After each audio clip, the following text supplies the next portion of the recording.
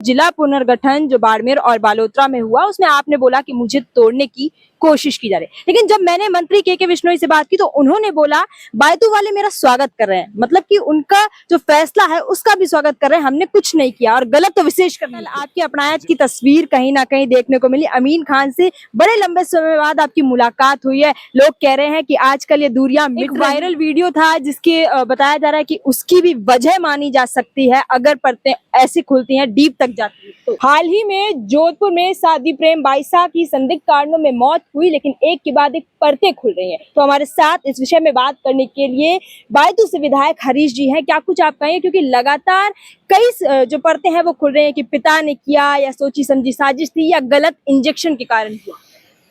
ये बड़ा दुखदाई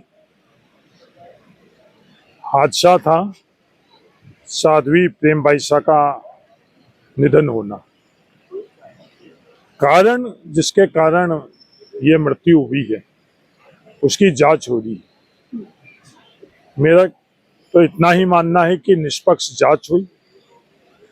बाल्य अवस्था से एक बहुत प्रतिभाशाली बच्ची अपने संघर्ष और योग्यता से इस स्थान पर आई। उस क्षेत्र में काफी प्रतिष्ठित कथावाचक के तौर पर उनकी पहचान, आध्यात्मिक दुनिया के अंदर उसका योगदान था।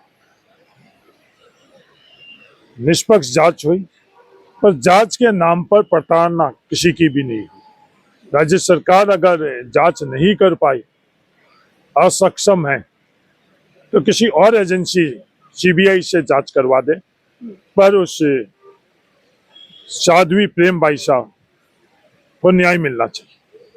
एक वायरल वीडियो था जिसके बताया जा रहा है कि उसकी भी वजह मानी जा सकती है अगर परतें ऐसी खुलती हैं डीप तक जाती है। तो देखो, शोध इन्वेस्टिगेशन के अंदर किसी एक दिशा में अगर हम लोग चर्चा करते हैं तो बाकी सभी दिशाओं को रोकना में हम लोगों का योगदान रहता है।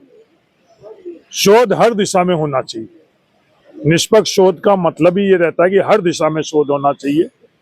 जिस दिशा के अंदर ये कृत्य हुआ है उसकी गहराई तक जाकर और मुलजिम को कठोर से कठोर सजा मिलनी चाहिए। प्रदेश में एक मुद्दा बहुत चरम पर चल रहा है, खेजड़ी बचाओ को लेकर। बीकानेर में कल महापड़ाव भी था जहां पर तमाम सर्व समाज के लोग इकट्ठे हुए। क्या कुछ कहेंगे आप? ये मुद्दा नहीं है, ये प्रदेश की रेगिस्तान की आत्मा है।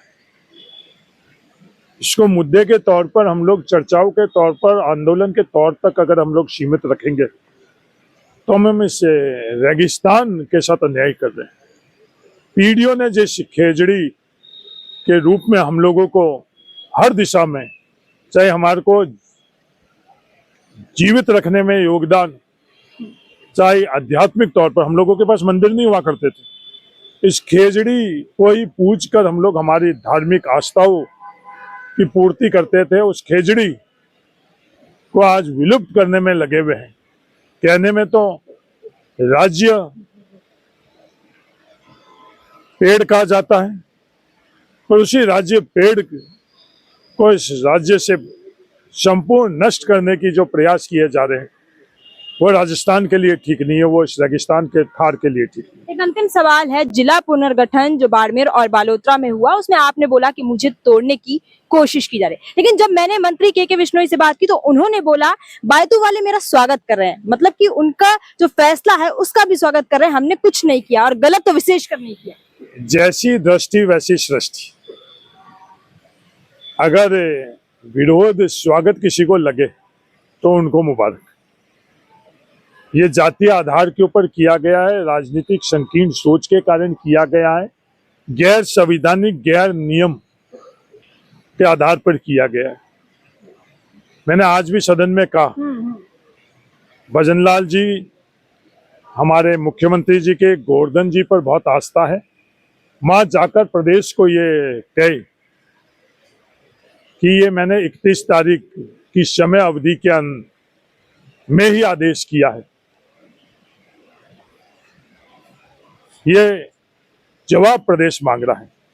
मैं जिस खेमे बाबा की धरती से आता हूं, मां और यहां तक मेरी ये बात है कि वो 31 तारीख के बाद का आदेश है जो गैर संवैधानिक नियमों के खिलाफ है। गलत है। राजनीतिक द्वेष का इकलौता आधार है जिसके कारण किया गया है। इस तरह से लोकतंत्र में आप किसी को रोक नहीं सकते। लोकतंत्र के अंदर लोकतांत्रिक लड़ाई लड़नी चाहिए, अलोकतांत्रिक असंवैधानिक लड़ाई नहीं लड़नी। आगे इस फैसले को लेकर कांग्रेस क्या कुछ कर सकती है? नहीं, कांग्रेस तो पूरी इसमें संघर्ष कर रही है। लोगों को निर्णय लेना है, क्या राजस्थान को इस दिशा के अंदर आगे बढ़ाना चाहिए। जब मुख्यमंत्री स्वयं इस तरह से गलत आदेश करेंगे तो किस सरकारी कर्मचारी, सरकारी अमले को हम लोग क्या संदेश दे रहे हैं? बड़ा सवाल तो ये, किसको रोकेंगे? परिवार के मुखिया की जिम्मेवारी ज्यादा होती है, उनके अधिकारों में कटौती होते हैं, करते हुए उनके अधिकारों में कटौती करते हैं।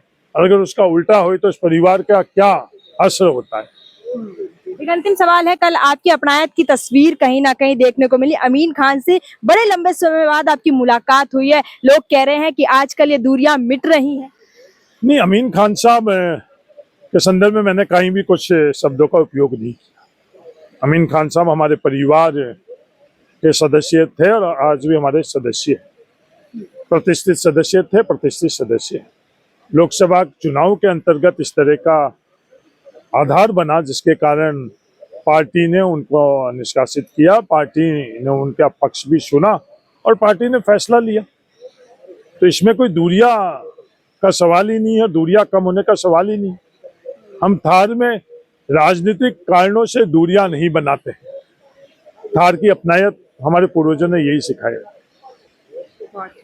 तो देखिए, आपने सुना बायतू विधायक हरीश चौधरी जी को, और इन्होंने तमाम पहलुओं को लेकर बोल हिंदुस्तान के माध्यम से बात रखी है। इस वीडियो को ज्यादा से ज्यादा शेयर करिए, लाइक करिए, कमेंट करिए, और आपकी राय हमारे लिए मायने रखती है। क्या कुछ आप कहना चाहते हैं, कमेंट सेक्शन के माध्यम से आप बता सकते हैं।